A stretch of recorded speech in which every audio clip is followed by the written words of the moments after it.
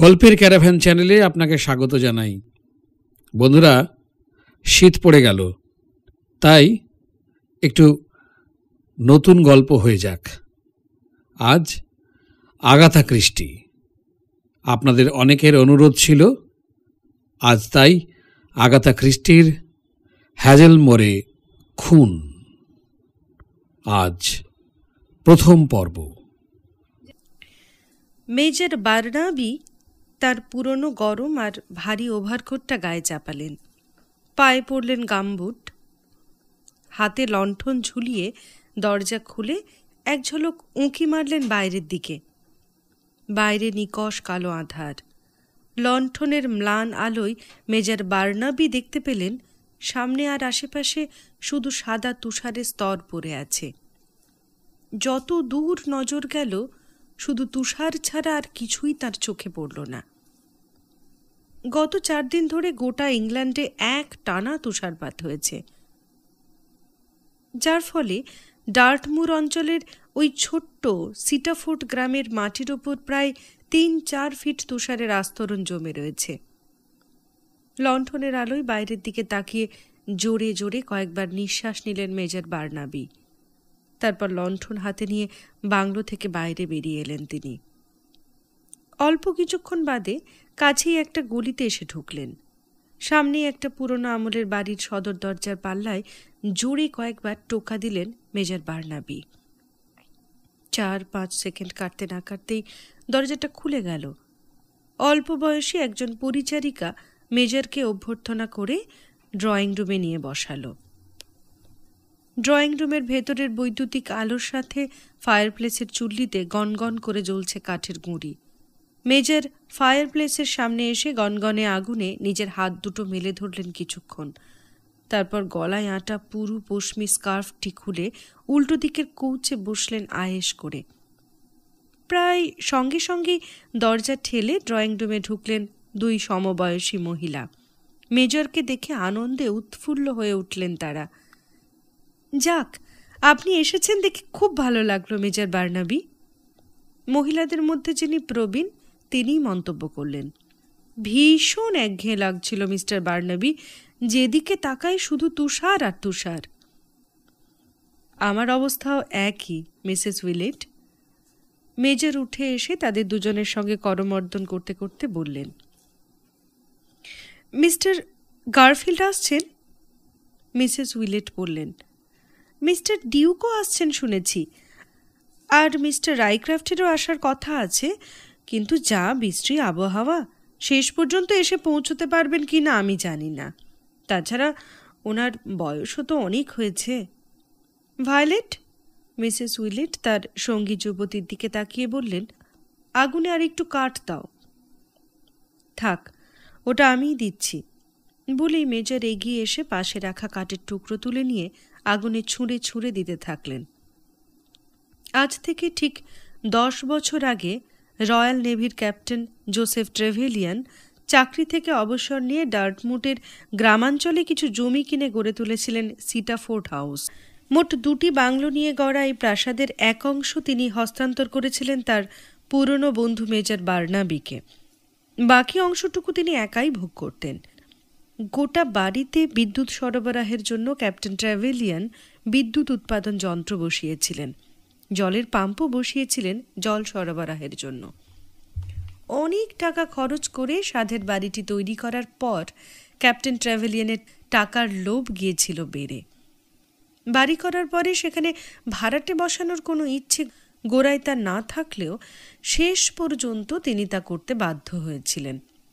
Mrs উইলেট নামে আর্থিক সঙ্গতি সম্পন্ন এক ইংরেজ বিধবাকে শেষ পর্যন্ত তিনি বাড়িটি ভাড়া দিয়েছিলেন। শর্ত ছিল একটাই, ট্রেভেলিয়ান নিজে বাড়িতে থাকবেন না, তাঁর অনুপস্থিতিতে গোটা বাড়ির রক্ষণাবেক্ষণ ও দেখাশোনার ভার তাদেরকেই নিতে হবে। মিসেস উইলেটও এই শর্তে রাজি হয়েছিলেন।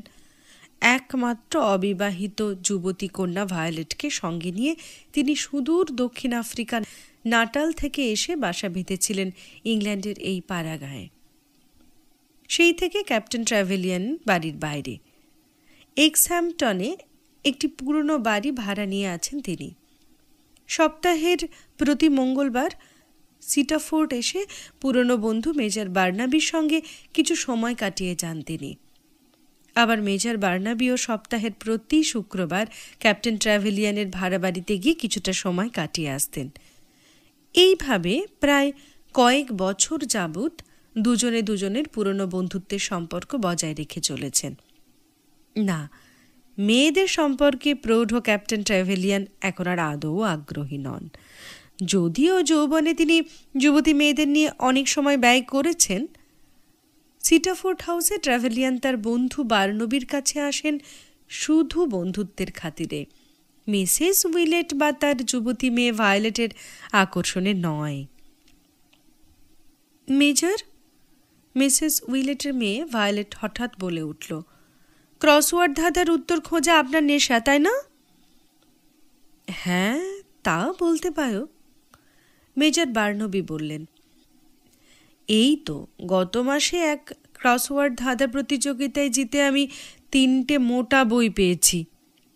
বাহ, চমৎকার, ভায়োলেট মন্তব্য করল। বইগুলো কি ধরনের? তা ঠিক জানি না, বার্নবি বললে। এখনো পাতা উল্টে দেখিনি, তবে মনে হচ্ছে ভীষণ বাজে আর বদখত বিষয় নিয়ে লেখা হবে। মেজর, ভায়োলেট প্রশ্ন করল, আপনি আপনার বন্ধুকে দেখতে এক্সহ্যাম্পটনে কিভাবে যান?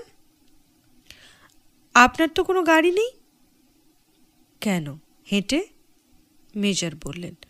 হেঁটে? ভায়োলেট বিস্ময়সূচক শব্দ উচ্চারণ করল। হেঁটে 6 মোট 12 মাইল পথ যাওয়া আসা করেন আপনি? তাতে কি হয়েছে? বার্নবি বললেন, হাঁটার মতো সোজা ব্যায়াম খুব কমই আছে। যত বেশি হাঁটা যায় শরীর তত সুস্থ থাকে। ক্যাপ্টেন ট্র্যাভেলিয়ানের মুখ থেকে শুনেছি যে আপনারা দুজনেই খুব ভালো খেলোয়াড় ছিলেন। কথাটা উনি ভুল বলেননি, মেজর বার্নবি বললেন।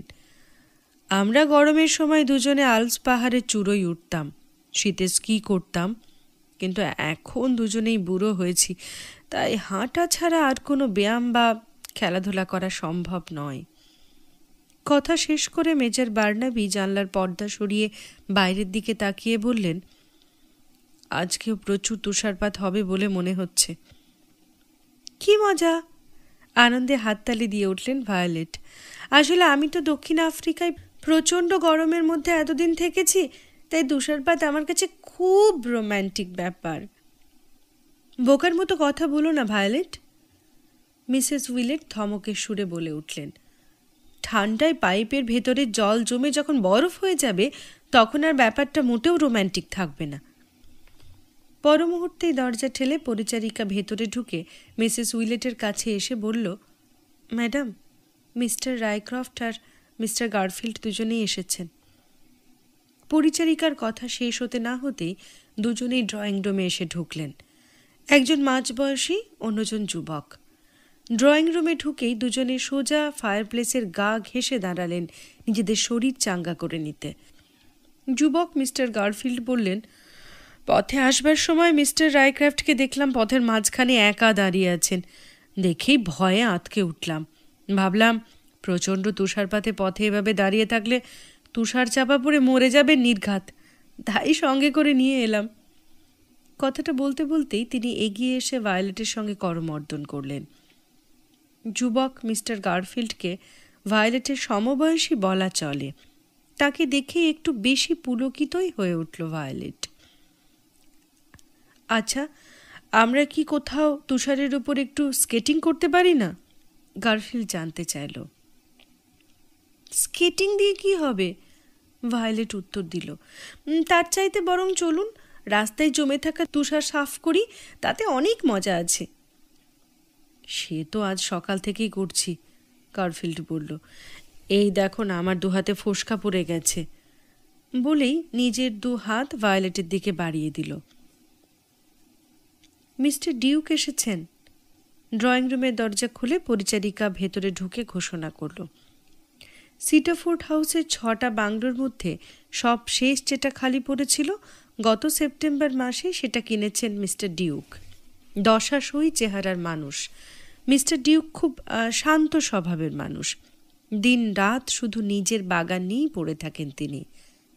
পরিচারিকা ঘর থেকে যেতে না যেতে মিস্টার ডিউক ভেতরে ঢুকে মেজর বার্নবির উদ্দেশ্যে বললেন, মেজর, আজকের এই বৃষ্টি আবহাওয়ায় আপনি কি পায়ে হেঁটে এক্সাম্পটনে বন্ধুর বাড়িতে যাবেন? না, মেজর জবাব দিলেন। বন্ধু ট্র্যাভেলিয়ান আমার জন্য নিশ্চয়ই অপেক্ষা করবেন। সত্যি ভারী বৃষ্টি আবহাওয়া, তাই না মিস্টার ডিউক? মিসেস উইলেট বলে উঠলেন, উফ, প্রত্যেক বছর তুষারপাতের সময় ঘরে বন্দি হয়ে থাকা, এ যে কি জঘন্য ব্যাপার বলে বোঝানো যাবে না। মিস্টার ডিউক আর মেজর দুজনেই আর চোখে তাকালেন তার দিকে, কিন্তু মুখে কেউই কোনো মন্তব্য করলেন না। খানিক পরে পরিচারিকা ট্রেতে চায়ের সরঞ্জাম সাজিয়ে ড্রয়িং রুমে এসে হাজির হল। চা পর্ব শেষ হলে মিসেস উইলেট ব্রিজ খেলার প্রস্তাব দিলেন, কিন্তু ছোকরা গারফিল্ড তাকে বাধা দিয়ে বলে উঠল, তার চাইতে চলুন একটু প্রেত চর্চা করা যাক। প্রেত চর্চা? মিসেস উইলেটের মেয়ে ভায়োলেট চমকে উঠে বলল, সে আবার কি? গারফিল্ড বলল, আজকের এই আবহাওয়া প্রেতলোকের বাসিন্দাদের আবাহন করার পক্ষে সব দিক থেকে উপযুক্ত। এখানে আসবার আগে মিস্টার রাইক্রফটের সঙ্গে এই বিষয়ে আলোচনা করছিলাম আমি। হ্যাঁ, ও ঠিক বলেছে। গারফিল্ডের কথায় সায় দিয়ে মিস্টার রাইক্রফট বললেন, আমি নিজে অতিলৌকিক গবেষণা পর্ষদের সদস্য। আমারও মনে হয় প্রেত চর্চা করার পক্ষে আজকে সন্ধ্যাটা আদর্শ। তবে আমরা যা করতে চাইছি তা কিন্তু নিছক আমোদ বা সময় কাটানোর জন্য, তা আপনারা সবাই মনে রাখবেন। তাহলে এবার ঘরের আলো নিভিয়ে দিচ্ছি, ভায়োলেট বলে উঠল। একটা জুতসই টেবিলও তো দরকার। না স্যার, ওটা না, ওটা বড্ড ভারী। ভায়োলেট নিজেই পাশের ঘর থেকে একটা ছোট্ট গোল টেবিল নিয়ে এলো। ফায়ারপ্লেসের সামনে সেই টেবিলের চারপাশে গোল হয়ে বসলো সবাই। এরপরে ঘরের আলো নিভিয়ে দিল। মিসেস উইলেট আর ভায়োলেটের মাঝখানে বসলেন মেজর বার্নাবি। ভায়োলেটের মুখোমুখি বসল গারফিল্ড। নিজের মনে একবার হাসলেন বার্নাবি। যৌবনে এই ধরনের প্রেত চর্চা করে তিনিও একসময় অবসর কাটিয়েছেন। এক সুন্দরী সুকেশী বান্ধবীর কথা তার মনে পড়ল, যে আজ বেঁচে নেই। প্রেত চর্চার সময় সবার চোখ এড়িয়ে টেবিলের নিচে তারা দুজনে পরস্পরের হাত ধরতেন। এক মনে সেই পরলোকগত বান্ধবীর আত্মাকে ডাকতে লাগলেন মেজর বার্নাবি। প্রেত আবাহনের এই আমোদে যারা অংশ নিয়েছেন তারা কেউই চুপ করে নেই। থেকে থেকেই নানা রকম মন্তব্য করতে লাগলেন তারা। না, ওদের আসতে বড্ড সময় লাগছে দেখছি। এক মনে ডেকে নাও, নয়তো কেউ সাড়া দেবে না।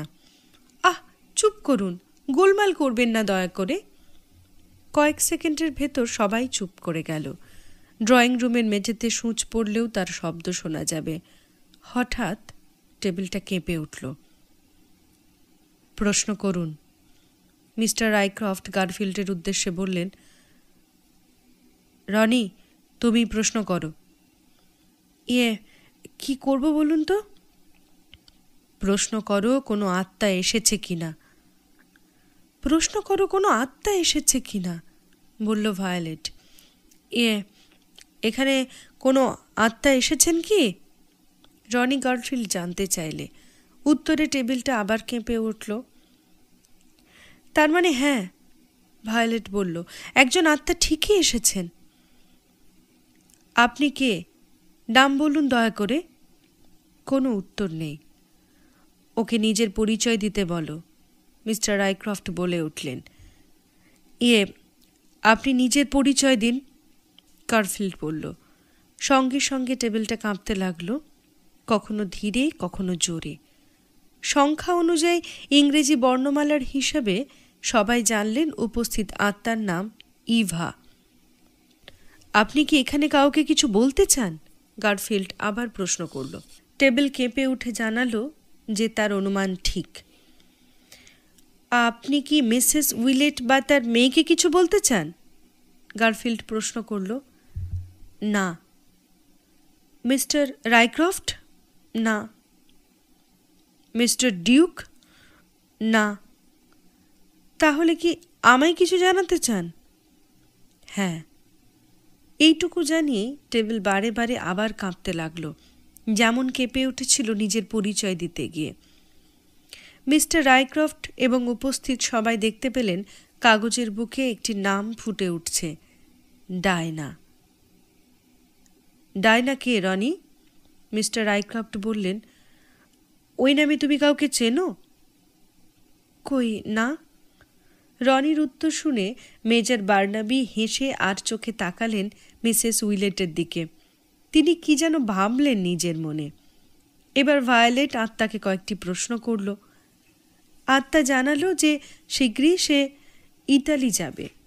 লিওনার্ড নামে এক ব্যক্তি তার সঙ্গী হবে। শুনে সবাই হেসে উঠলেন। এই ভায়োলেট, রনি গার্লফিল্ড বলে উঠল, তুমি কিন্তু জোরে টেবিলটা ঠেলছ। মোটেও না, ভায়োলেট প্রতিবাদ করল। আসলে তুমি নিজেই ঠেলে আমার নামে দোষ দিচ্ছ। কয়েক মুহূর্তে নীরবতার পরে টেবিলের কাঁপুনি থেমে গেল। গার্লফিল্ড জানতে চাইল, ইভার আত্মা কি এখনো এখানে আছেন? উত্তরে টেবিল জোরে কেঁপে উঠল। মনে হচ্ছে অন্য কোনো আত্মা এসেছে।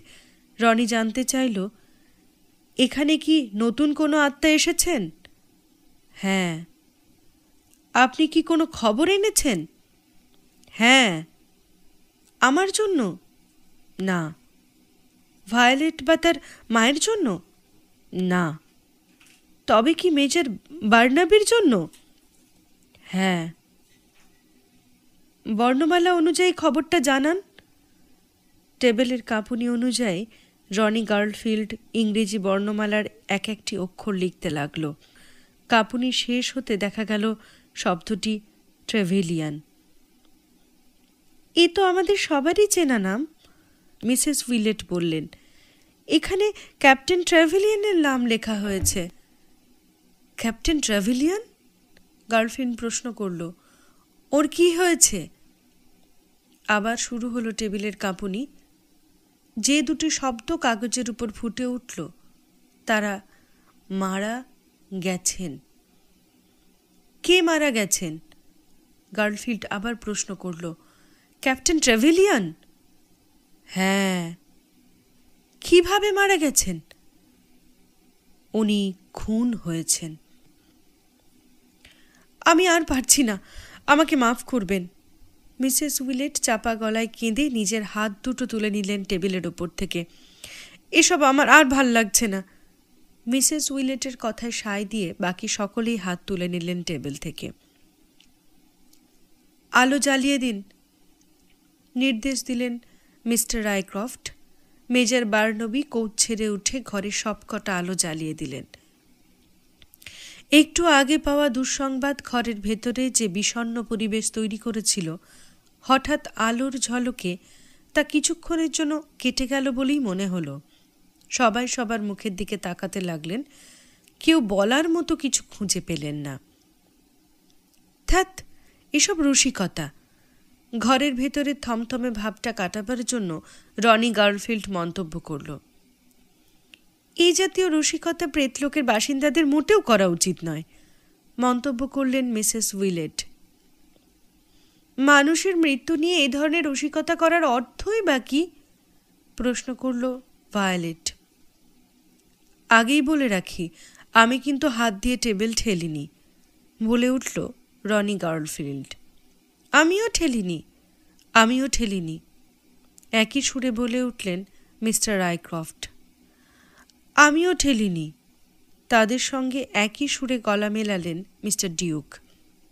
মেজর বার্নাবি কোনো মন্তব্য না করে উঠে পড়লেন। ঘরের জানলায় ভেজানো কাঁচের সার্সির সামনে এসে দাঁড়ালেন তিনি। ঢের হয়েছে, এবার বরং একটু ককটেলের ব্যবস্থা করা যাক। পরিবেশটা হালকা করতে বলে উঠলেন মিসেস উইলেট। তার ইঙ্গিতে রনি ঘণ্টা বাজাতেই পরিচারিকা এসে ঢুকল ঘরে। মিসেস উইলেট তাকে ককটেলের আয়োজন করতে বললেন। ককটেলের ব্যবস্থা হলো অল্প কিছুক্ষণের মধ্যেই। ককটেল তৈরি করে প্রথম গ্লাসটি রনি তুলে দিল মেজর বার্নাবির হাতে। গ্লাসের পানীয় পুরো শেষ করে মেজর বার্নাবি মিসেস উইলেটকে বললেন, মিসেস উইলেট, আপনাকে এবং বাকি সবাইকে ধন্যবাদ জানিয়ে আমি আজকের মতো বিদায় নিচ্ছি। শুভরাত্রি। সে কি? মিসেস উইলেট অবাক হয়ে বলে উঠলেন, এই দুর্যোগের রাত্রে আপনি এখান থেকে বেরোবেন কি করে? আজকের রাতটা কি এখানে থেকে যেতে পারবেন না? ধারে কাছে একটা টেলিফোনও নেই মিসেস উইলেট। বার্নাবি বললেন, থাকলে আপনার ইচ্ছে মতো আজ বাড়ি না ফিরলেও পারতাম। টেলিফোন? কিছু বুঝে উঠতে না পেরে ফ্যাল ফ্যাল করে মেজর বার্নাবির মুখের দিকে তাকিয়ে রইলেন মিসেস উইলেট।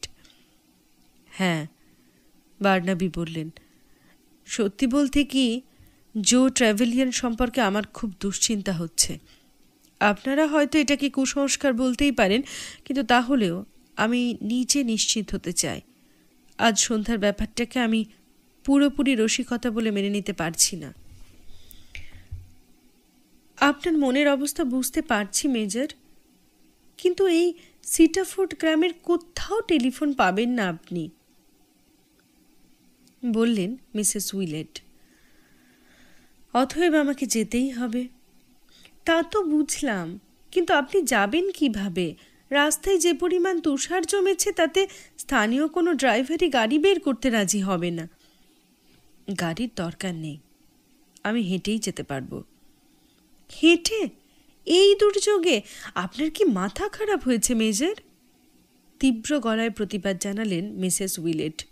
উপস্থিত সবাই তাকে একযোগে সমর্থন করলেন, কিন্তু মেজর বার্নাবি ভয়ঙ্কর একগুঁয়ে ধাঁচের লোক। এরা কেউ তাকে রুখতে পারলেন না। সবার প্রতিবাদ অগ্রাহ্য করে ওভারকোট গায়ে চাপিয়ে মাথায় টুপি পরলেন তিনি। তারপর বেরিয়ে গেলেন ঘর ছেড়ে। কাজটা ভালো করলেন না উনি। জানলা দিয়ে আকাশের দিকে এক পলক তাকিয়ে মিস্টার রায়ক্রফট মন্তব্য করলেন, একটু আগে মেজর বার্নাবি নিজেই বলছিলেন যে আরও তুষার পড়বে। ঠিকই বলেছেন আপনি, সায় দিয়ে বললেন মিস্টার ডিউক। আমাদের মধ্যে কারোর সঙ্গী হওয়া উচিত ছিল। ঈশ্বরের নামে শপথ করছি যে আর কোনোদিন সময় কাটানোর জন্য এই প্রেত চর্চার খেলা আর খেলব না। মিসেস উইলেট কাঁদো কাঁদো গলায় বলে উঠলেন, বেচারা মেজর বার্নাবি। ক্যাপ্টেন ট্র্যাভেলিয়ানের বাড়িতে পৌঁছানোর আগেই উনি মাঝপথে নির্ঘাত তুষার চাপা পড়ে মারা যাবেন। হয়তো ঠান্ডা লেগে জ্বর বা নিমোনিয়া বাঁধিয়ে বসবেন। ছি ছি ছি ছি ছি ছি, বুড়ো বয়সে এমন জেদ কখনো দেখাতে হয়? ক্যাপ্টেন ট্র্যাভেলিয়ান নিশ্চয়ই সুস্থ আছেন। সে তো 100 বার, সে তো 100 বার। উপস্থিত সবাই সায় দিলেন তার কথায়, কিন্তু সায় দেওয়া সত্ত্বেও মনের দিক থেকে কেউই তেমন জোর পেলেন না। সবারই মনে হতে লাগলো, যদি যদি ক্যাপ্টেন ট্র্যাভেলিয়ানের সত্যিই কিছু ঘটে থাকে তাহলে। হাঁটতে হাঁটতে মেজর বার্নাবি যখন ক্যাপ্টেন ট্র্যাভেলিয়ানের বাড়িতে এসে পৌঁছলেন তখন রাত প্রায় 8টা। ক্যাপ্টেন ট্র্যাভেলিয়ান যে বাড়ি ভাড়া নিয়েছিলেন তার নাম হ্যাজেলমুর। পথশ্রমে ক্লান্ত মেজর বার্নাবি সিঁড়ি দিয়ে বারান্দায় উঠে এলেন। কলিং বেলের বোতাম টিপে শুটে জমে থাকা অসংখ্য তুষারকণা দোহাত দিয়ে ঝেড়ে ফেললেন তিনি। কয়েক মিনিট কেটে গেল, ভেতর থেকে কারো সারা শব্দ পেলেন না। আবার কলিং বেল টিপলেন তিনি, কিন্তু এবারেও অবস্থা একই রকম রইল। ভেতর থেকে কেউ সদর দরজা খুলল না। তৃতীয়বার আরেকবার কলিং বেল টিপলেন বার্নাবি, কিন্তু এবারেও কোনো কাজ হলো না। দরজা আগের মতোই বন্ধ রইল। দরজার গায়ে কড়া লাগানো ছিল, তাই ধরে খুব জোরে নাড়লেন মেজর বার্নাবি, কিন্তু এবারেও কেউ ভেতর থেকে দরজা খুলল না। ট্র্যাভেলিয়ানের কি হলো? এক অজানা আশঙ্কায় মেজর বার্নাবির মনটা ছেয়ে গেল। ওর অসুখ বিসুখ কিছু করেনি তো? কয়েক মুহূর্ত চুপ করে কি ভাবলেন মেজর, তারপর পেছন ফিরে সিঁড়ি বেয়ে নেমে এলেন রাস্তায়। হ্যাজেলমুর বাড়িটি থেকে মাত্র 100 গজ দূরে স্থানীয় পুলিশ ফাঁড়ি, সেখানে এসে উপস্থিত হলেন তিনি। কনস্টেবল গ্রেভস তার পরিচিত, তাকে সব খুলে বললেন বার্নাবি। আপনি পরপর 3 বার কলিং বেল টিপলেন, জোরে কড়াও নাড়লেন, তবু দরজা খুলল না। কনস্টেবল গ্রেভস ভুরু কুঁচকে তাকালেন। এ তো ভারী অদ্ভুত ব্যাপার। শুধু অদ্ভুত নয়, সেই সঙ্গে ভাবনারও ব্যাপার। এই বিশ্রী আবহাওয়ায় ক্যাপ্টেন ট্র্যাভেলিয়ান নিশ্চয়ই বাড়ি ছেড়ে বেরোননি। কনস্টেবল গ্রেভস মন্তব্য করলেন। এই কথাটাই আমি বলতে চাইছি। মেজর বার্নাবি অনুনয়ের সুরে বললেন, এবার আপনি কিছু করুন। কনস্টেবল গ্রেভস বললেন, করতে তো পারি, কিন্তু ধরুন আপনার বন্ধু যদি তাতে কিছু মনে করেন, যদি উনি ব্যাপারটা অন্যভাবে নেন, তার চাইতে আমি দেখি টেলিফোনে ওর সঙ্গে যোগাযোগ করা যায় কিনা। কনস্টেবল গ্রেভস এবার একবার নয়, পরপর কয়েকবার টেলিফোনে ক্যাপ্টেন ট্র্যাভেলিয়ানের সঙ্গে যোগাযোগ করার চেষ্টা করলেন, কিন্তু তাতে কোনো কাজ হলো না। ওপাশ থেকে কেউ রিসিভার তুলল না। মনে হচ্ছে ক্যাপ্টেন ট্র্যাভেলিয়ান হঠাৎ খুব অসুস্থ হয়ে পড়েছেন। আমি ডক্টর ওয়ারেনকে সঙ্গে নিয়ে এখনই যাব ওর কাছে। ডক্টর ওয়ারেন ফাঁড়ির পাশেই থাকেন। কনস্টেবল গ্রেভসের মুখ থেকে সব শোনার পর তাকে বেশ বিরক্তই দেখালো। তবু কর্তব্যের খাতিরে গরম ওভারকোট আর ভারী গামবুট পরে তিনি তখনই বেরিয়ে পড়লেন বাড়ি থেকে। তুষারপাত তখনও চলছে।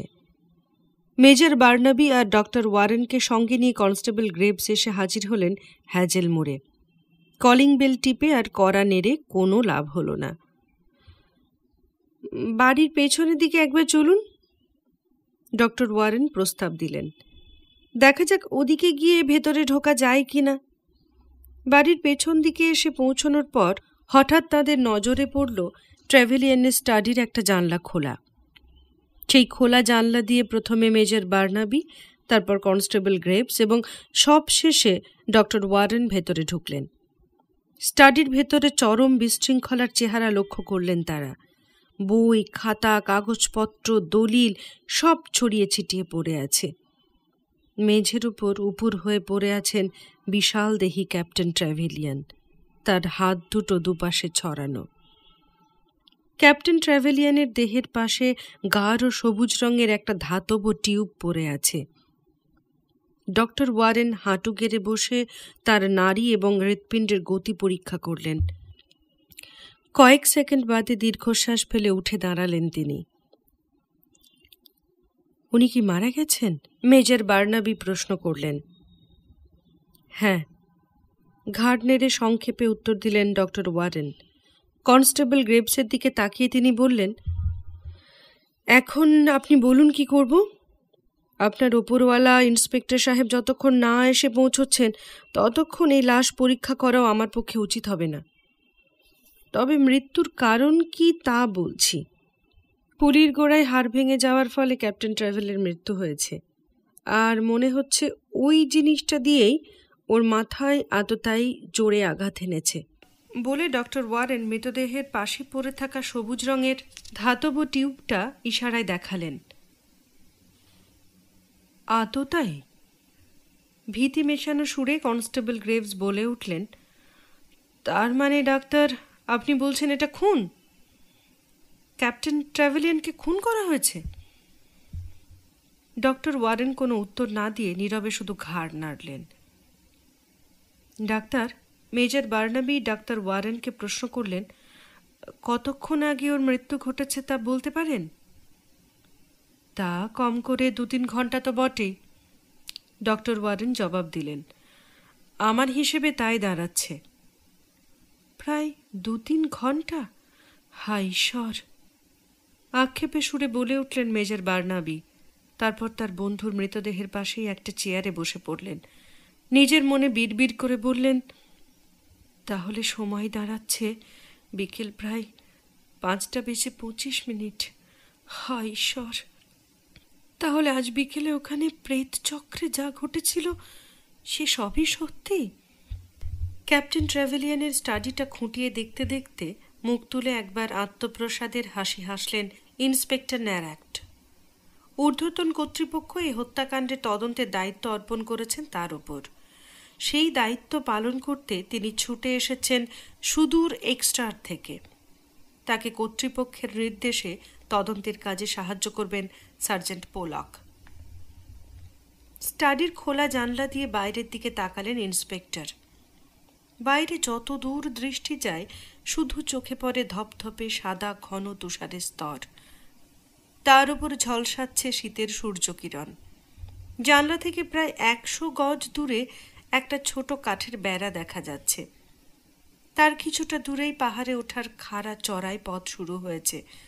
ক্যাপ্টেন ট্রেভেলিয়ানের মৃতদেহ এখনো পড়ে আছে স্টাডিতে।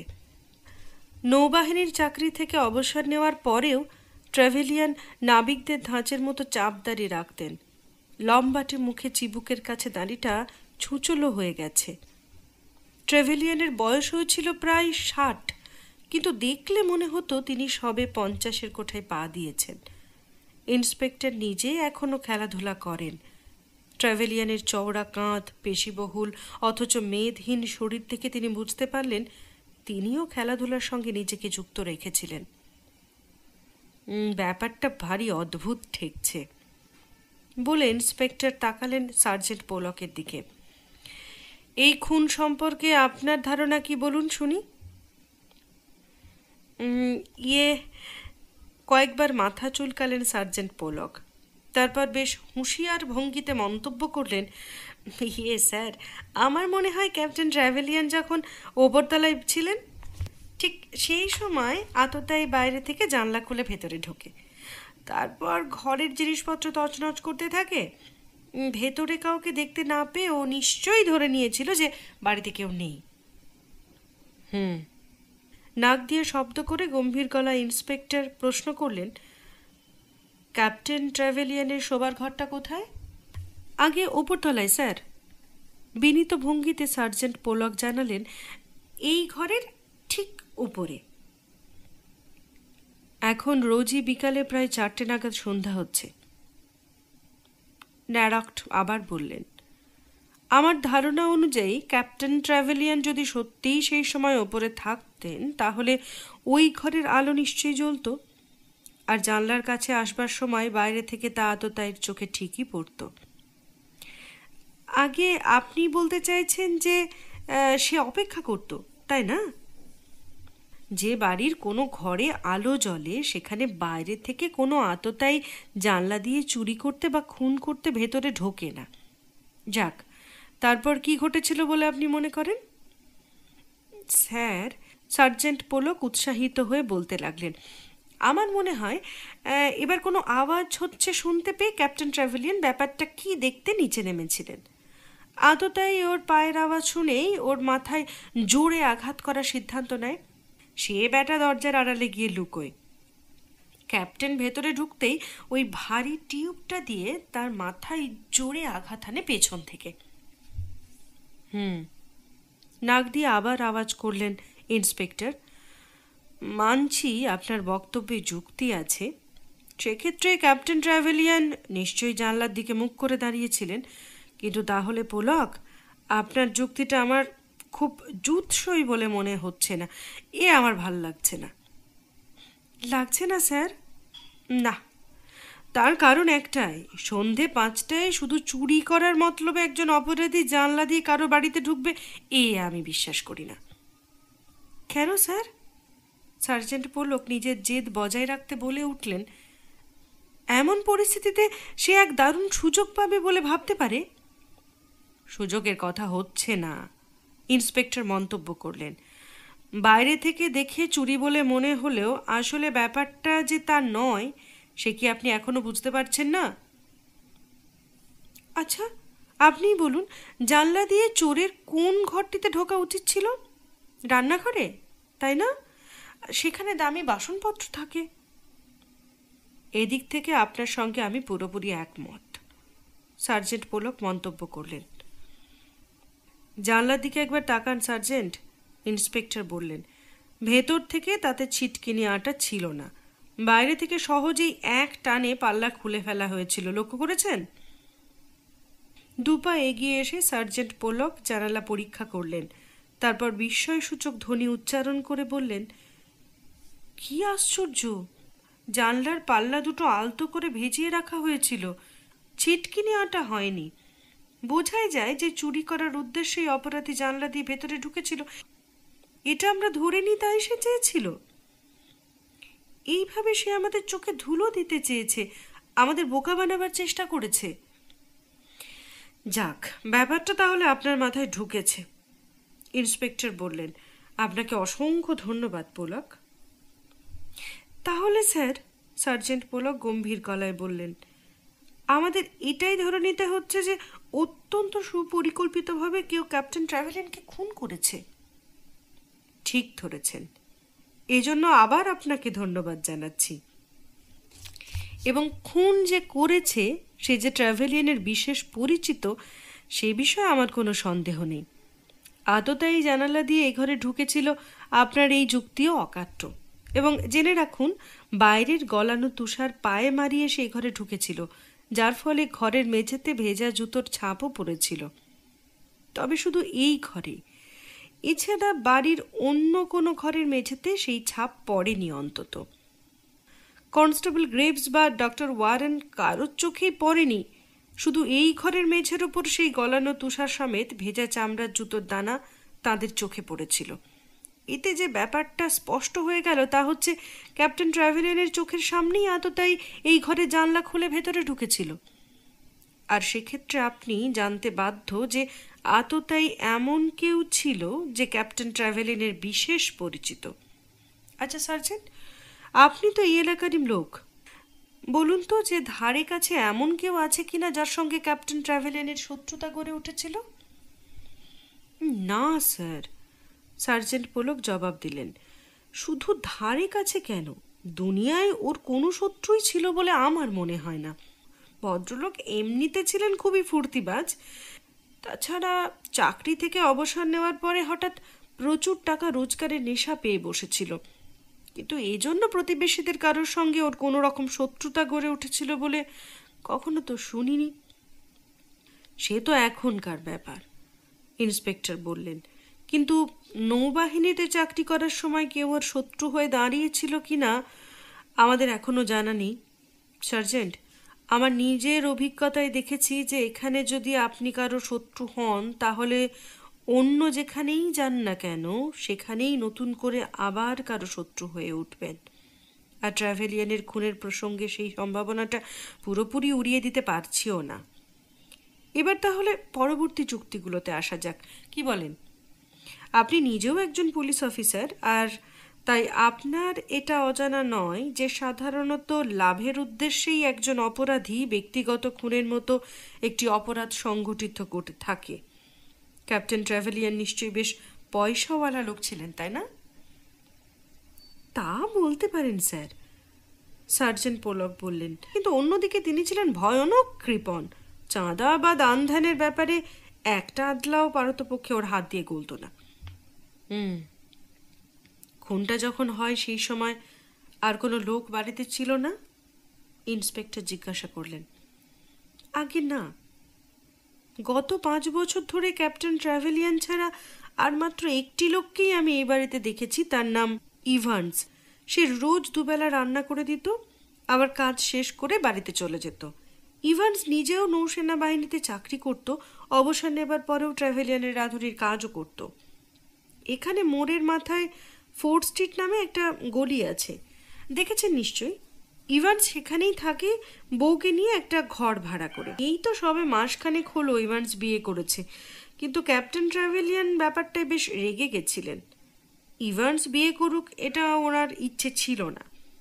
এ বাড়িতে কোনো মহিলা নেই, তার কারণ ক্যাপ্টেন ট্রাভেলিয়ান নিজে প্রচণ্ড নারী বিদ্বেষী ছিলেন। যাক, ইভান্সকে আমি নিয়ে এসেছি, আপনি নিজে ওকে একবার জেরা করুন। ইভান্স বলছে রান্নাবান্না আর ঘরের কাজকর্ম সকাল সকাল সারা হয়েছিল বলে গতকাল দুপুর ঠিক 2:30 নাগাদ ও ক্যাপ্টেন ট্রাভেলিয়ানের কাছ থেকে অনুমতি নিয়ে বাড়ি চলে যায়। হ্যাঁ হ্যাঁ হ্যাঁ হ্যাঁ, ইভান্সের সঙ্গে আমার দেখা করা খুবই দরকার, ইন্সপেক্টর মন্তব্য করলেন। ও নিশ্চয়ই অনেক প্রয়োজনীয় তথ্য আমাদের সরবরাহ করতে পারবে। আপনার কি ধারণা? কথা শেষ না করে মাঝপথে থেমে গেলেন সার্জেন্ট পোলক। আমার ধারণা যে এই খুনের রহস্যের ছোটোখাটো এমন একটা ঘটনা জড়িয়ে আছে যা সাধারণ চোখে বাইরে থেকে ধরা পড়ে না।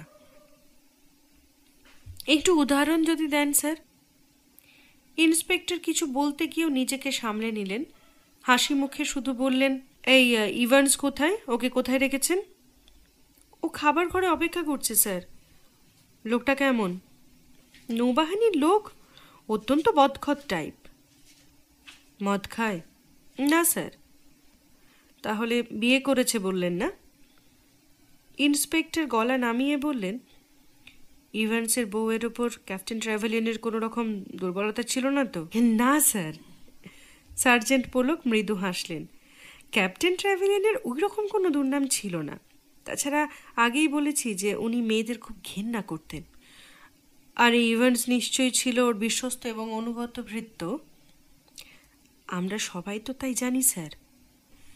সার্জেন্ট পোলক মুচকি হেসে বললেন, এক্সাম্পটন জায়গাটা খুব ছোট, তা তো নিজের চোখেই দেখেছেন।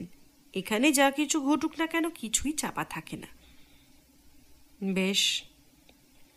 ইন্সপেক্টর বললেন, তাহলে এ ঘরে আর দেখার কিছু নেই।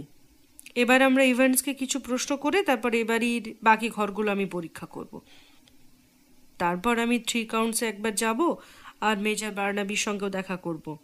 খুনের সময় সম্পর্কে উনি একটা মন্তব্য করেছিলেন, আপনার নিশ্চয়ই মনে আছে। 5:25 মনে পড়ে? হয়তো অজানা কিছু তথ্য ওর কাছেও আছে, নয়তো খুন কখন হয়েছে তা এত নিখুঁতভাবে উনি বললেন কি করে? তাহলে এটা আদৌ চুরির প্রচেষ্টা নয়? সার্জেন্ট পোলক দরজার দিকে এগোতে এগোতে বললেন। আসলে অপরাধী গোটা ব্যাপারটাকে ওই রকম চেহারা দিতে চেয়েছিলেন। এই পরিস্থিতিতে এটাই স্বাভাবিক। আসলে জানলাটাই আমাকে ভাবিয়ে তুলেছে। জানলাটা স্যার? আপনি কি বলতে চাইছেন স্যার? গতকাল রাতে আবহাওয়া যেমন বৃষ্টি স্যাঁতসেঁতে ছিল, তাতে খুনি জানলা দিয়ে এ ঘরে ঢুকতে গেল কেন?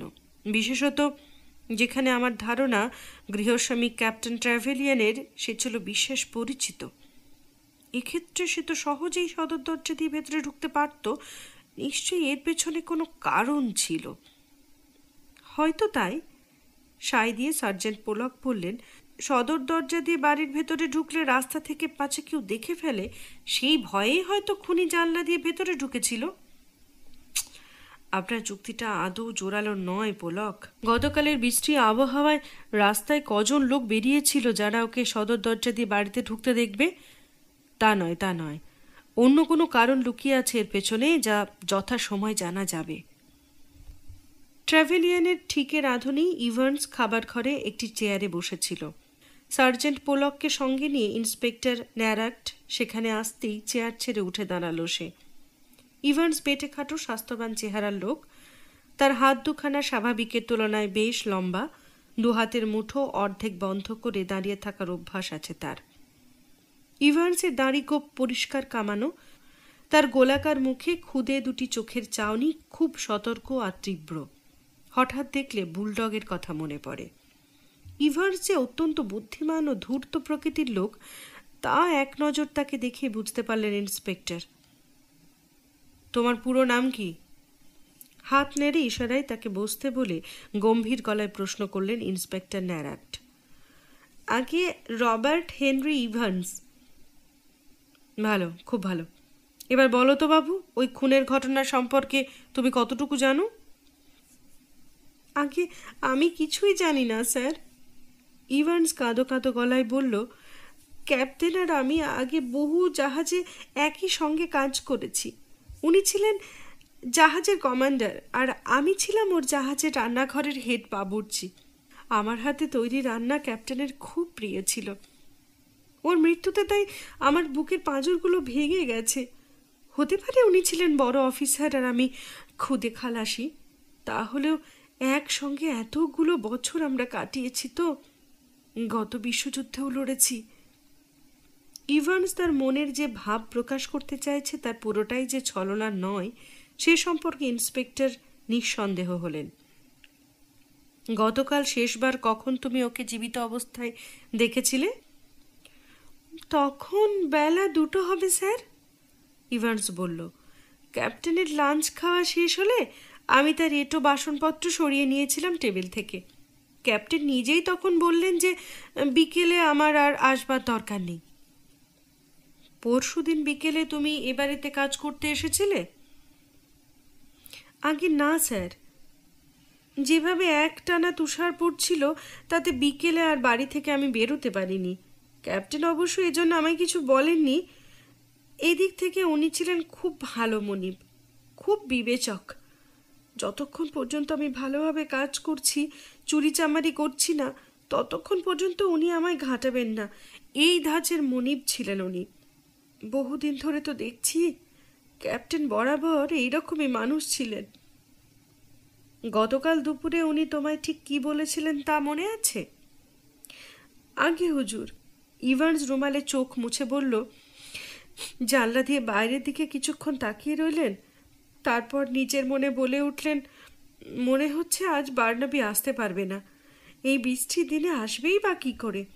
ক্যাপ্টেনের পুরনো বন্ধু মেজর বার্নাবি প্রত্যেক শুক্রবার এখানে আসতেন, আবার প্রত্যেক মঙ্গলবার ক্যাপ্টেন যেতেন ওর কাছে। দুই বন্ধু দাবা খেলতেন আর ছিলেন ক্রসওয়ার্ড পাজেলের ভক্ত। তারপর আমার দিকে তাকিয়ে ক্যাপ্টেন হঠাৎ বলে উঠলেন, ইভান্স, তুমি বাড়ি যেতে পারো, আজ বিকেলে আর আসার দরকার নেই, আবার কাল সকালে এসো। মেজর বার্নাবি ছাড়া তোমার মনিব আর কারো কথা বলেছিলেন কি, যার এখানে আসার কথা ছিল? না স্যার, তেমন কিছু তো গতকাল ওকে বলতে শুনিনি। ওর কথাবার্তা বা আচরণে এমন কিছু দেখেছিলেন যা তোমার চোখে অস্বাভাবিক ঠেকেছিল? না স্যার। আচ্ছা ইভান্স, তুমি হালে বিয়ে করেছো তাই না? হ্যাঁ স্যার। মিসেস বেলিংয়ের মেয়েকে আমি বিয়ে করেছি। কিন্তু শুনলাম তোমার এই বিয়ের ব্যাপারে ক্যাপ্টেন ট্র্যাভেলিয়ার নাকি খুশি হননি, কথাটা সত্যি? ঠিকই শুনেছেন স্যার। আমার স্ত্রী রেবেকার রান্নার হাত খুব ভালো, আর তাই আমি একসময় স্থির করলাম যে তাকেও এখানে ঠিকই কাজে লাগিয়ে দেব। এ বাড়িতে আর তো কেউ নেই, ক্যাপ্টেনকে বিপদে আপদে দেখাশোনা করার কেউ নেই। রেবেকা থাকলে সেই অভাব মিটত, কিন্তু ক্যাপ্টেন আমার সেই প্রস্তাবে একবারও রাজি হননি। বারবার আমায় বলতেন যে বাড়িতে কাজের লোক হিসেবে কোনো মেয়েকে তিনি কাজে বহাল করবেন না। এরপর ক্যাপ্টেন মিসেস উইলেটকে ওর সিটাফোর্ড হাউস বাড়িটা ভাড়া দিলেন, আর নিজে থাকার জন্য এই হ্যাজেলমুড বাড়িটা ভাড়া নিলেন। সেই থেকে আমি ক্যাপ্টেনের দুবেলা রান্নাবান্না আর ঘরদোর দেখাশোনার কাজ চালিয়ে যাচ্ছিলাম। বিশ্বাস করুন স্যার, আমি ধরেই নিয়েছিলাম যে শীতের শেষে মিসেস উইলেট আবার ফিরে যাবেন দক্ষিণ আফ্রিকায়, আর তখন ক্যাপ্টেনও ভাড়া বাড়ি ছেড়ে ফিরে যাবেন ওর নিজের বাড়িতে। তখন রেবেকাকেও আমি সেখানে নিয়ে যেতে পারতাম। একরকম ঠিক করেই রেখেছিলাম যে রেবেকা সারাদিন রান্নাঘরেই ব্যস্ত থাকবে, আমি অন্যান্য কাজকর্ম করব। রেবেকার মুখ যাতে ক্যাপ্টেন সারাদিনে একবারও দেখতে না পান সে ব্যবস্থা আমি করব। কিন্তু সবই পোড়া কপাল, মাঝখান থেকে সব কিছু ওলটপালট হয়ে গেল। ক্যাপ্টেন ট্র্যাভেলিয়ান মেয়েদের উপর এমন হাড়ে হাড়ে চটেছিলেন কেন তা বলতে পারো? হাড়ে হাড়ে চটা নয় স্যার, ইভান্স মুচকি হেসে বলল। আসলে উনি ছিলেন খুব লাজুক স্বভাবের লোক, তাই মেয়েদের সঙ্গে নিজে থেকে মেলামেশা করতে পারতেন না। এমন ধাঁচের পুরুষ আকছার দেখা যায়। সাধারণত অল্প বয়সে মেয়েদের হাতে কোনো কারণে নাকাল হলে এরা সবাই মেয়েদের ওপর এমনি রেগে যায়। ক্যাপ্টেন ট্র্যাভেলিয়ান বিয়ে করেছিলেন? না স্যার, উনি ছিলেন চিরকুমার। ওর আত্মীয়রা কোথায় আছেন জানো? স্যার, যতদূর জানি এসকেটারে ক্যাপ্টেনের এক বোন থাকেন। তাছাড়া ওর মুখ থেকে এক ভাইপো না ভাইজির কথাও শুনেছিলাম। এরা কেউ ওর সঙ্গে কখনো দেখা করতে আসতেন না?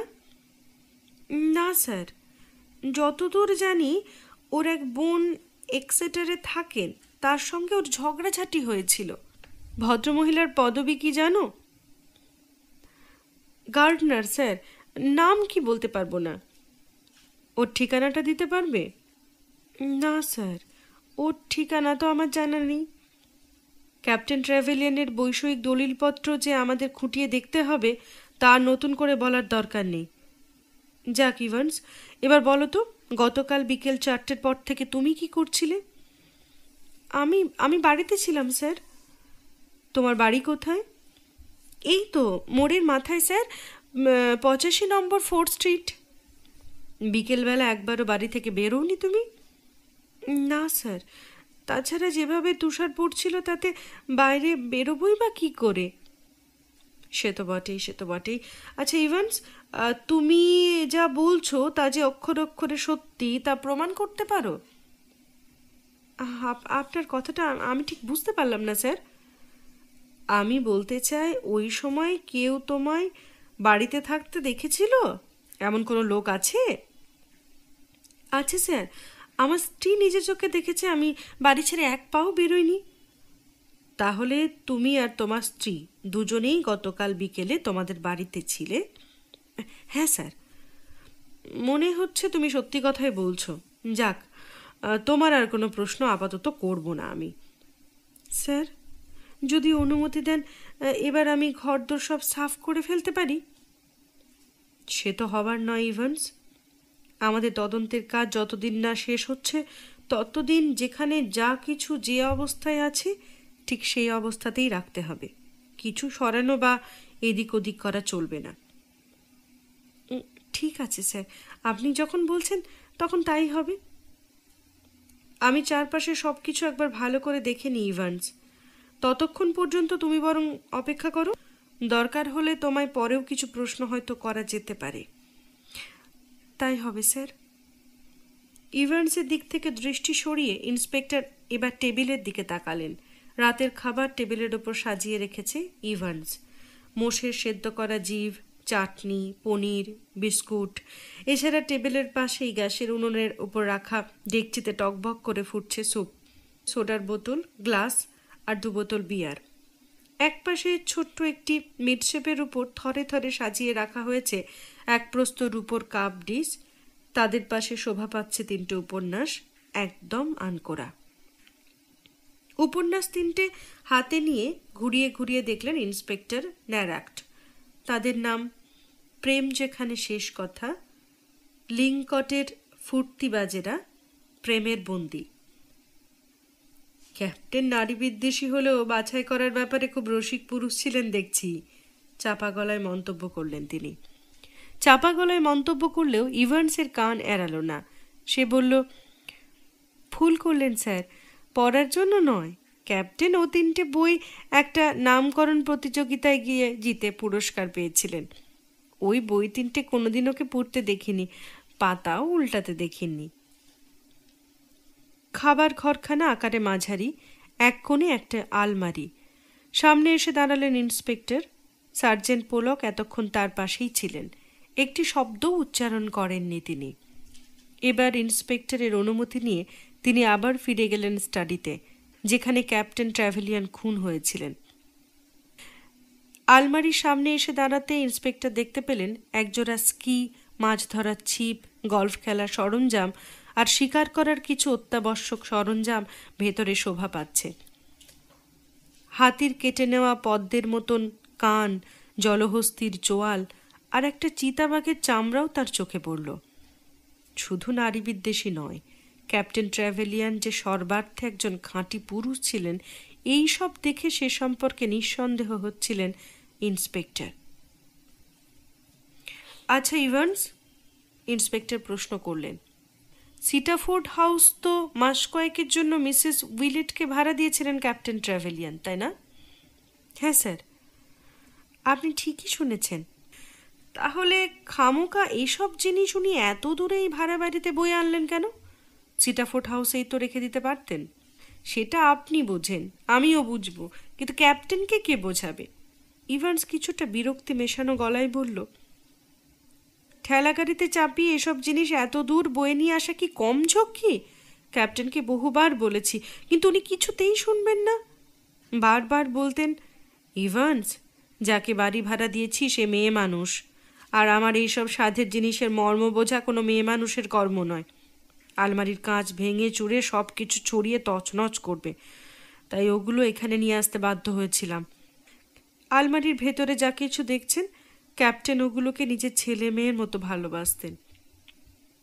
আচ্ছা ইভান্স, সিটাফোর্ড হাউস ট্র্যাভেলিয়ান যাকে ভাড়া দিয়েছিলেন সেই মিসেস উইলেটের সঙ্গে কি ওর আগেই পরিচয় হয়েছিল? না স্যার, উইলিয়াম মন্স নামে একটা বড় কোম্পানি আছে যারা জমি আর বাড়ি দালালি করে। মিসেস উইলেট ওদের মাধ্যমেই এসেছিলেন। বাড়িটা ভাড়া নেবার আগে ওদের দুজনের দেখা সাক্ষাৎ হয়নি? তা হয়েছিল বই কি। মিসেস উইলেট বাড়ি দেখতে এলেন, তখন ক্যাপ্টেনের সঙ্গে ওর পরিচয় হলো। এর আগে ওদের কখনো দেখা সাক্ষাৎ হয়নি বলতে চাও? আগে ঠিক তাই। ক্যাপ্টেনের সঙ্গে মিসেস উইলেটের সম্পর্কটা বন্ধুত্বপূর্ণ ছিল কি? হ্যাঁ স্যার, ভদ্রমহিলা ক্যাপ্টেনের সঙ্গে খুব ভালো ব্যবহার করেছিলেন। আর তোমার মনিব? স্যার, আমার মনিব ছিলেন এক পোর খাওয়া জাহাজি। ওর মতো লোককে পটানো মিসেস উইলেটের কম্য ছিল না। কিন্তু তাই বলে আমার মনিব কোনো দিন মিসেস উইলেটের সঙ্গে অভদ্রতা বা খারাপ ব্যবহার করেননি। তবে মিসেস উইলেট যখনই ওকে খাবার নেমন্তন্ন করতো, ক্যাপ্টেন কোনো না কোনো ছুতোয় ঠিক তা এড়িয়ে যেত। কেন? কোন উদ্দেশ্যে মিসেস উইলেট প্রায় ক্যাপ্টেন ট্র্যাভেলিয়ানকে খাবার নিমন্ত্রণ করতেন? নিজের মনে নিজেকে প্রশ্ন করলেন ইন্সপেক্টর। ভদ্রমহিলা কি ক্যাপ্টেন ট্র্যাভেলিয়ানের অংশটা পাকাপাকিভাবে দখল করতে চাইছিলেন, যার পরিণতিতে শেষ পর্যন্ত খুন হতে হলো তাকে? হয়তো ভদ্রমহিলা ধরে নিয়েছিলেন বাকি জীবনটুকু তার বন্ধু মেজর বার্নাবির বাড়িতে তাঁরই সঙ্গে ভাগাভাগি করে কাটিয়ে দেবেন। কিন্তু পরক্ষণে ইন্সপেক্টরের মনে পড়ল যে ক্যাপ্টেন ট্র্যাভেলিয়ান ভয়ানক বৈষয়িক লোক ছিলেন। প্রাণ গেলেও সিটাফোর্ড হাউসের তার অংশটুকু তিনি কাউকে বিক্রি করতেন না, আর একজন মহিলাকে তো নয়। মিসেস উইলেট মানুষ হিসাবে চমৎকার স্যার, লোককে খাওয়াতে খুব ভালোবাসেন। রোজ ওর বাড়িতে আত্মীয় বন্ধু কেউ না কেউ নিমন্ত্রিত হন, ইভান্স বলল। ইন্সপেক্টর বুঝলেন তিনি যা জানতে চাইছেন সে সম্পর্কে ইভান্স এর চাইতে বেশি আলোকপাত করতে পারবে না। অগত্যা মিসেস উইলেটের সঙ্গে দেখা করার সিদ্ধান্ত নিলেন তিনি।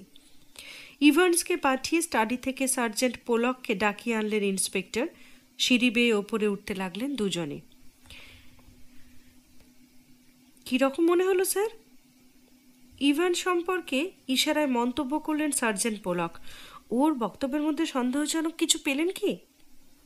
না, ওসব কিছু নেই। ইভান্স আমার প্রশ্নের উত্তরে যা কিছু বলেছে তার মধ্যে মিথ্যে বা সন্দেহজনক কিছু আছে বলে আমার মনে হয় না। তবে ভবিষ্যতে ওর চরিত্রের কোনো পরিবর্তন ঘটবে কিনা তা কে বলতে পারে। অবশ্য এই কথা মানতেই হবে যে ইভান্স খুব বুদ্ধিমান লোক। খুব হুঁশিয়ার হয়ে তবেই সে আমার এক একটি প্রশ্নের উত্তর দিয়েছে। সার্জেন্ট পোলককে সঙ্গে নিয়ে ইন্সপেক্টর এবার বাকি ঘরগুলো খানা তল্লাশি শুরু করলেন। গোটা বাড়িতে শোবার ঘর মোট 3টে। এছাড়া আছে বাথরুম আর রান্নাঘর। 2টি শোবার ঘর একদম ফাঁকা। ভেতরে আসবাব দূরে থাক, এক টুকরো কাগজও পড়ে নেই।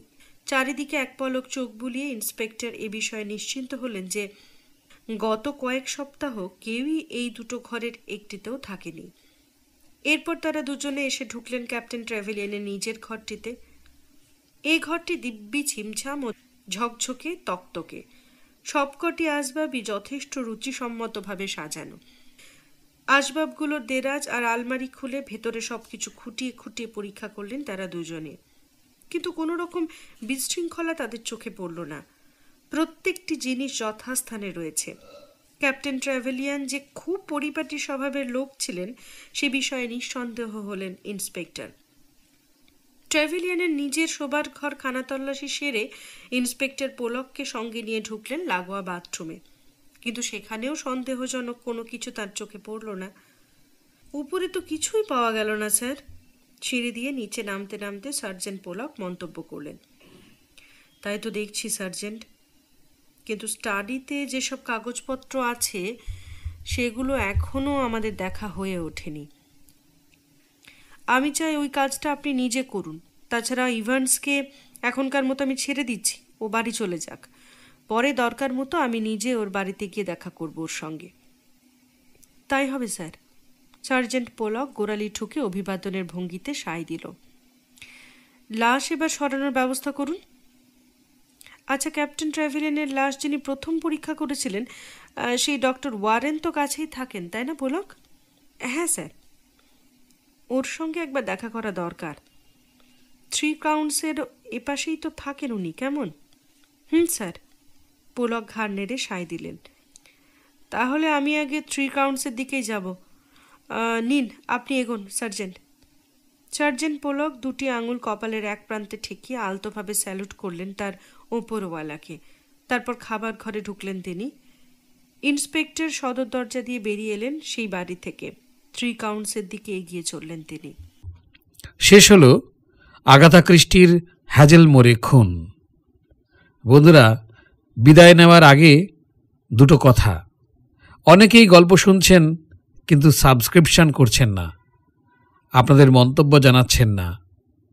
দুটোরই অনুরোধ রইল। আশা করি সাবস্ক্রাইব করে আমাদের সঙ্গে থাকবেন, আপনাদের মন্তব্য জানাবেন। নমস্কার, ধন্যবাদ।